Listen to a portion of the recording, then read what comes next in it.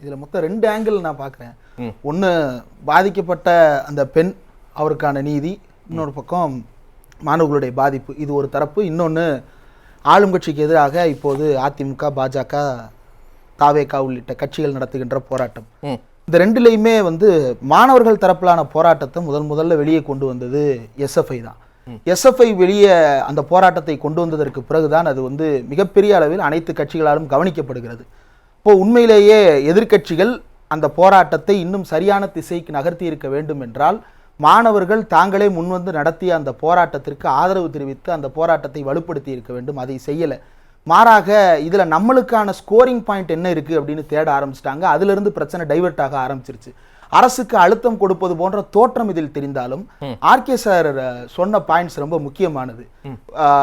பேசியதில் இருக்கக்கூடிய முரண்பாடுகளா, அல்லது உடனடியாக கைது செய்யப்பட்டதில் இருக்கக்கூடிய சந்தேகமா, அல்லது அரசு இதில் எந்த அளவுக்கு கமிட்டடாக இருக்குது அப்படின்ற கேள்விகளாக இருக்கட்டும், இதுவெல்லாம் பிரதானப்பட்டிருக்க வேண்டும். ஆனால் அது பிரதானப்படாமல் என்ன நடந்துருச்சு அப்படின்னா, நான் இருக்கேன்னு எல்லாரும் வந்து என்ன செய்ய போறேன் அப்படின்றது குறித்து எந்த விதமான தெளிவையும் கொடுக்கல. விஜய் அவர்கள் சார் தான் ஒன்று சொன்னாரு, இந்த பிரஷர் கண்டிப்பா தேவை, அப்படி இருந்தா தான் இவங்க சரியான நடவடிக்கையில சரியான திசையில இந்த விசாரணை எடுத்துட்டு போவாங்க அப்படின்னு பாசிட்டிவான டோன் வருது. இல்ல இல்ல மேபி அது ப்ரெஷரா மவுண்ட் ஆகலாம். பட் ஆனால் அவங்களுடைய ப்ரெஷருடைய இன்டென்ஷன் என்னவா இருக்கு அப்படின்றதையும் கேட்க விரும்புகிறேன். அதை ப்ரெஷரா எடுத்துக்கிறோம் அப்படின்னா எடுத்துக்கலாம், அது வந்து எடுத்துக்கிற தரப்பை பொறுத்து. ஆனால் அவங்களுடைய இன்டென்ஷன் என்னவா இருக்கு? இப்போ விஜய் அவர்கள் வந்து அண்ணனாக இருப்பேன் அப்படின்னு சொல்றாரு. இப்போ தாவேகா சம்பத் அவர்கள் வந்து ஒரு கேள்வி கேட்டார். என்ன கேட்டார்னா, முதலமைச்சர் வந்து போனாரா அப்படின்னு. விஜய் அவர்கள் அண்ணா பல்கலைக்கழகத்துக்கு போனாரா? விஜய் அவர்கள் வெள்ள பாதிப்புகளை பார்வையிட போனாரா? விஜய் அவர்கள் எங்கு நேரில் போறாரு அப்படின்னா ஆளுநர் மாளிகைக்கு போறாரு. அதற்கு எதிரில் தான் அண்ணா பல்கலைக்கழகம் இருக்கு. அந்த பல்கலைக்கழக வாசல்ல போய் ஒரு தர்ணா போராட்டத்தில் நின்று இன்று அவர் கைதாகி இருந்தார் அப்படின்னா அதனுடைய பிரஷர் வேற இல்ல. அதோட கள நிலவரத்தை பார்க்கணும்ல, அவரும் அதான் சொல்றாரு. சம்பத் ஹைதராபாத்ல புஷ்பா 2ல நெரிசல்ல இறந்து போறாங்க, அதெல்லாம் எங்க தலைவர் கவனத்துல வச்சிருக்காரு. நீங்க சொல்ற மாதிரி நான் என்ன சொல்றேன், அரசியலுக்கே வரமாட்டாரா? புஷ்பா 2ல நடிச்ச நடிகர் வந்து அரசியலுக்கு வரப்போறதுல ஒரு நடிகர் நடிக்கிறத மக்கள் வேடிக்கை பார்க்க போறாங்க, போறாரு, அவ்வளவுதான். இவரும் அப்ப அரசியல்ல நடிக்கிறதுக்கு தான் வந்திருக்கிறாரு. நீங்க சொல்ற இடத்துக்கே வர இந்திரகுமார், அண்ணா பல்கலைக்கழக வாசல்ல அவர் தர்ணா எடுக்கிறாரு. விஜய் மாதிரி ஒருத்தர் தர்ணா இருக்கிறாருன்னா அந்த கூட்டத்தை கட்டுப்படுத்த முடியுமா? காவல்துறையை நாங்க நம்ப மாட்டோம். இதுக்கு முன்னாடி தமிழ்நாட்டு அரசியல்ல எந்த நடிகருமே வராதது போல இருக்குது நம்ம பேசுறது. எம்ஜிஆர் ரோட்ல மக்கள் மத்தியில தானே நின்னாரு. சிவாஜி கணேசன் மக்கள் மத்தியில நின்று தானே ஓட்டு கேட்டாரு. ஏன் பாக்கியராஜ் நடு ரோட்டுக்கு வந்து தானே ஓட்டு கேட்டாரு. ஏன் வடிவேலு நடு ரோட்ல நின்று தானே. விஜயகாந்துக்கு இல்லாத மாஸ் பப்ளிசிட்டியா விஜய்க்கு இருந்து விட்டது. விஜயகாந்துக்கு அந்த அளவுக்கு ஊருக்கு வந்து பிரிகேட்ஸ் வச்சிருந்தாரு. அவர் ரோட்டுக்கு வந்து தானே ஓட்டு கேட்டாரு. அப்ப இவர் வந்தா மட்டும் புஷ்பா 2க்கு வந்த மாதிரி நெரிசல் வந்துடும் அப்படின்னா நீங்க இன்னும் நடிகராகவே இருக்கீங்க, அரசியல்வாதியா மாறல. ஏன் இப்ப கரண்ட்ல இருக்கக்கூடிய அரசியல்வாதி எடுத்துங்க, பவன் கல்யாண் ஒருத்தர் இருக்கிறாரு, அவர் ரோட் ஷோ பண்ணிட்டு தான் இருக்கிறாரு. அங்கெல்லாம் எந்த பிரச்சனையும் வந்துடலையே. அவர் எந்த அரசியலானாலும் இருக்கட்டும், வலதுசாரியோ இடதுசாரியோ, அவர் ஏதோ ஒரு பக்கத்துல இருந்து அரசியல் பண்றாரு, ரோட்ல தானே நிக்கிறாரு. இவர் என்ன செய்யறாரு அப்படின்றது தானே. ரோட்டுக்கே வராத ஒருத்தர் நீங்க வந்தீங்களான்னு கேட்கிற கேள்வியில் இருக்கக்கூடிய கிரெடிபிலிட்டி. ரெண்டாவது, அண்ணனா நான் நிற்பேன், அரணா நான் நிற்பேன் அப்படின்னு டைவர்ட் பண்றாரு. அண்ணனா நீங்க என்ன செய்வீங்க? ஆளுநர்கிட்ட போய் மனு கொடுப்பீங்க, அவ்வளவுதானா அப்படின்றதுதான் என்னுடைய கேள்வி. அண்ணனாக நிற்பேன் அப்படின்னு சொல்லுவதற்கு பின்னால் ஏதாவது அர்த்தம் இருக்கிறதா? அரணாக நான் இருப்பேன்னு சொல்வதற்கு பின்னால் அர்த்தம் இருக்கிறதா? இன்றைக்கு தாவேகாவினுடைய நிர்வாகிகள் வந்து அந்த லெட்டரை விநியோகித்து கைதாகி இப்போது அதுல ஒரு சந்தேகம் இருக்கு.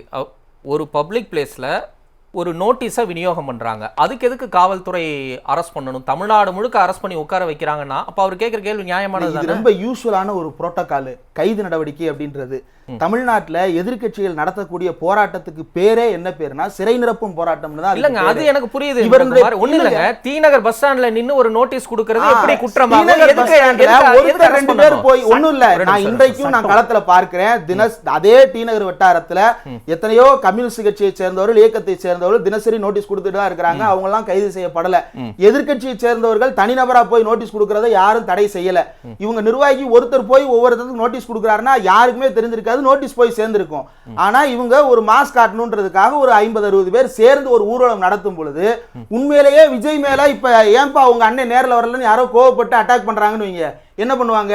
இதெல்லாம் வந்து எக்ஸ்ட்ரீமா ஒரு கலாய்க்கிற தொழில கூட நீங்க எடுத்துக்கலாம். ஆனா ஒரு 50 பேர் ரோட்ல திடீர்னு போய் நோட்டீஸ் கொடுத்துட்டு போறாங்க அப்படின்னா எந்த அரசாங்கமா? ஏன் திமுக நடத்தும் போது அதிமுக கைது செய்யும், அதிமுக நடத்தும் போது திமுக கைது செய்யும். உலகத்துல எந்த கவர்மெண்ட்ல அனுமதி வாங்காம போராட்டம் நடத்தினாலும் அதுல கைது நடவடிக்கை அப்படின்றது சகஜமா நடக்கக்கூடிய நோட்டீஸ் கொடுக்கிறதுக்கு அனுமதி வாங்கணுமா? பேருக்கு இது ஜனநாயகமற்ற விஷயம். பேருக்கு மேல மக்கள் பார்த்துக்கிட்டு இருக்காங்க. வந்து 3 பேருக்கு மேல கூடி கொடுத்தா அனுமதி வாங்கலாம். 3 விஜய் பேர் அதான் கம்மியா இருந்தா சொல்றாரு. ஓகே தான். பொதுமக்கள் பார்த்துக்கிட்டு இருக்காங்க. இதெல்லாம் வந்து 144 இல்லனாலும் அவங்களே தண்டனை கொடுப்பாங்க. அது வந்து நோட்டீஸ் இருங்க ஆபீஸ் அல்லாஃபுல் அசெம்பிளி வேற, நோட்டீஸ் டிஸ்ட்ரிபியூஷன் வேற. 144 இல்லாதப்ப கிடையாது. இல்ல ஒண்ணும் இல்ல. இப்ப கலை சாரே கூட சொல்லட்டும், இதே மாதிரி அதிமுக ஆட்சியில திமுக நிர்வாகிகள் நீட்டுக்கு எதிராக ஆவடி பகுதியில் இன்றைக்கு அமைச்சர் ஆவடி நாசர் அவர்கள் இருக்கிறார்களே, அவருடைய தொகுதியில் மாஃபா பாண்டியராஜனை கண்டித்து நீட்டு போராட்டத்துக்கு அவங்க பிட் நோட்டீஸ் எடுத்துக்கொண்டு போராட்டத்திற்கு போனார்கள். அத்தனை பேரும் கைது செய்யப்பட்டார்கள்.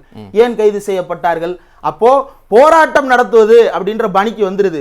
நோட்டீஸ் டிஸ்ட்ரிபியூஷன் அப்படின்றது போராட்டமா மாறும் பொழுது அதற்கு அனுமதி இல்லை அப்படின்னா கைது செய்யறதுன்றது வழக்கமான நடவடிக்கை. அதை வச்சு அரசியல் பண்ணணும் அப்படின்றது இருக்குல்ல, அதுதான் இங்க எதிர்க்கட்சி அரசியல். அதை வைத்து இப்ப புஷி ஆனந்த் அவர்கள் இன்றைக்கு மறுபடியும் விடுவிக்கப்பட்டுட்டார். கைது செய்யப்பட்டு ஒரு 2 மணி நேரத்தில் அவர் விடுவிக்கப்பட்டுட்டார். விடுவிக்கப்பட்டு வெளியே போகும் பொழுது இது என்ன நடவடிக்கை அப்படின்னு கேட்டார்னா அதுக்கு ஒரு எதிர்க்கட்சியா என்ன வார்த்தையை சொல்லுவாங்க? காவல்துறையின் அடக்குமுறை, அரசு அடக்குமுறை அப்படின்னு சொல்லுவாங்க. அந்த வார்த்தை கூட அவருக்கு தெரியல. அவர் தடுமாறுறாரு என்ன வார்த்தையை சொல்லி விமர்சனம் பண்றதுன்னு. இவ்வளவுதான் அந்த போராட்டத்திலிருந்து அவர்கள் என்னவா எடுத்துக்கிறாங்க அப்படின்றது. எந்த உணர்வும் இல்லாமல் ஒரு கூட்டத்தை கூட்டி கொண்டு போய் நோட்டீஸ் டிஸ்ட்ரிபியூஷன் நிற்கும் பொழுது இதுதான் எதிர்த்தா நடக்கும். என்னுடைய வருத்தம் இதுல என்னன்னா, மாணவர்கள் தரப்பில் இருக்கக்கூடிய இஷ்யூஸை யாருமே அட்ரஸ் பண்ண மாட்டேங்கிறாங்க அப்படின்றது தான். அங்க சிசிடிவி பிரச்சனை இருக்குது, அதை சரி பண்ண வேண்டியது இருக்குது. அங்க செனட்டும் சிண்டிகேட்டும் கூடி மாணவர்கள் பாதுகாப்பு குறித்து முடிவெடுக்க வேண்டியது இருக்குது. அதை யாரையாவது அழுத்தம் கொடுக்கணும். அல்லது அந்த மாணவர்களுடைய ஒன்றும் இல்லை, நான் ஜவஹர்லால் நேரு யூனிவர்சிட்டி டெல்லி இந்தியாவிலேயே மிக சிறந்த பல்கலைக்கழகம் JNU, நான் அங்கு போயிருக்கிறேன். அங்கு இருக்கக்கூடிய மாணவர்கள் அவ்வளவு சுதந்திரமான மாணவர்களாக இருக்கிறார்கள். இரவு 1 மணி 2 மணி ஆனாலும் அங்கு மாணவர்கள் கூடுகிறார்கள், பேசுகிறார்கள், கலைந்து செல்லுகிறார்கள். நானே நேரடியாக பாலியல் ரீதியாக பாதிக்கப்பட்ட வன்கொடுமைக்காலான மாணவியை நானே சந்தித்து பேட்டி எடுத்திருக்கிறேன். அவர் துணிச்சலாக சொல்லுகிறார், எனக்கு போன்ற வன்கொடுமை நடந்தது, வெளியிலிருந்து வந்த நபர்கள் இதை செய்தார்கள், அதை எதிர்த்து நான் துணிச்சலாக இந்த வளாகத்திற்குள் என்னுடைய தோழர்களோடு, அங்கே வந்து பல்வேறு அமைப்புகள் இருக்கு, அத்தனை அமைப்புகளும் ஒன்று சேர்ந்து நாங்கள் போராட்டத்தை நடத்தினோம், இன்றைக்கு அவர்களை வெளியேற்றுவதற்கு நாங்கள் தொடர்ந்து போராடுகிறோம்னு சொல்றாங்க. அந்த மாதிரியான ஒரு அரசியல்மயப்படுத்தப்பட்ட மாணவர் சூழல் இருக்கும் பொழுதுதான் ஒரு பிரச்சனையை மாணவர்கள் எப்படி கையாள்றது அப்படின்னு தெரியும். இதே நபர் மீது உள்ளுக்குள்ள பலருக்கும் புகார் இருக்கிறது அப்படின்னா இவ்வளவு நாள் கொண்டு வராததுக்கு காரணம் அவர்களுக்கு பல்கலைக்கழக சூழல் அப்படின்றது ஏபொலிட்டிக்கலான அட்மாஸ்பியரா மாறி இருக்கு. அதற்குள்ள செய்ய வேண்டிய மாற்றங்களை யாருமே பேசாம நாங்க இந்த கேட்டுக்கு வெளியே அரசியல் பேசுவோம், உள்ளுக்குள்ள இருக்கிற அரசியலை பேசவே மாட்டோம்னு நிக்கிறாங்க. இது ரொம்ப ஆபத்தான போக்கு. சரி.